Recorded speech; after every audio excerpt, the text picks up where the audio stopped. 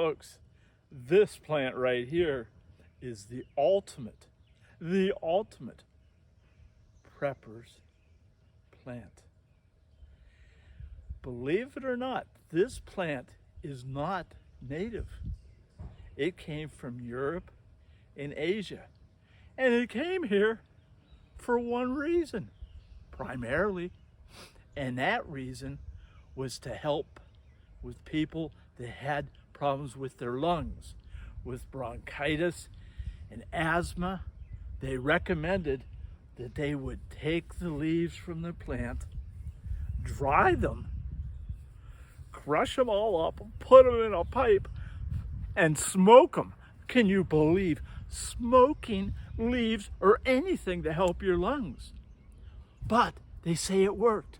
Over the years, I've spoken to lots of people, more than a half dozen, that have told me they still do this.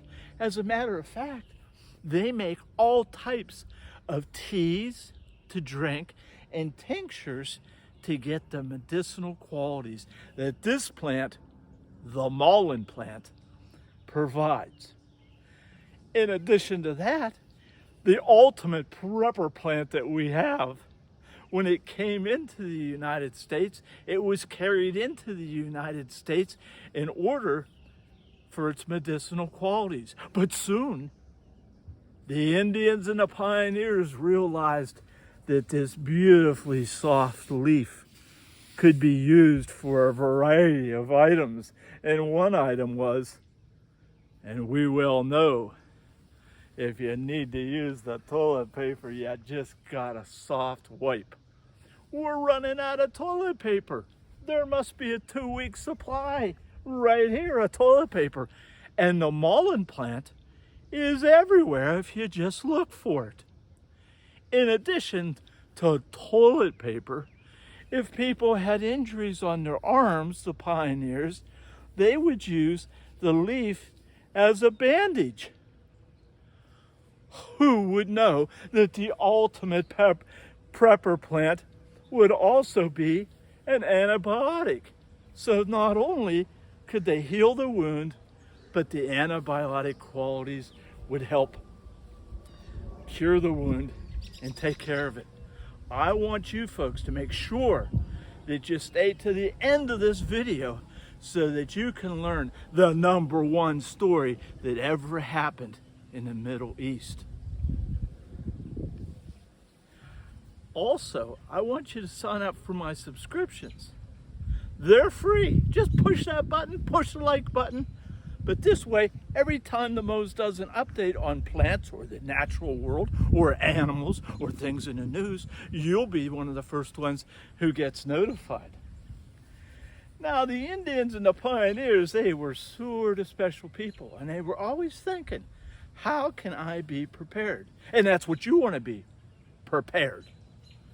They would take these leaves that are so smooth, and they would put them in their shoes.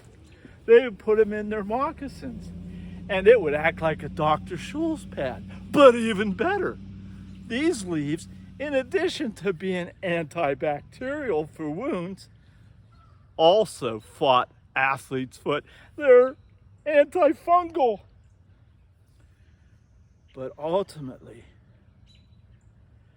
this plant got its claim to fame because after the plant flowers, this stem dries. And it's very common in Europe and Asia, in the Middle East. It's a very common plant. And during Roman times, when the Roman armies took over the world, they traveled both night and day. And when they traveled at night, they used the ultimate prepper plant in order to see at night. They would take the dried stems, take all the leaves off of them. They would dip them numerous times in fat or suet. They'd store them. And then when nighttime came and they wanted to be able to see as they traveled, they would start a fire with it and they would carry it. A few years ago, I had the marvelous opportunity to go to the Holy Lands, to go to Israel. And I was in the Garden of Gethsemane right as the sun was starting to set. And as I was walking along the trail, I looked, and lo and behold, there's the mullein plant. And I thought to myself,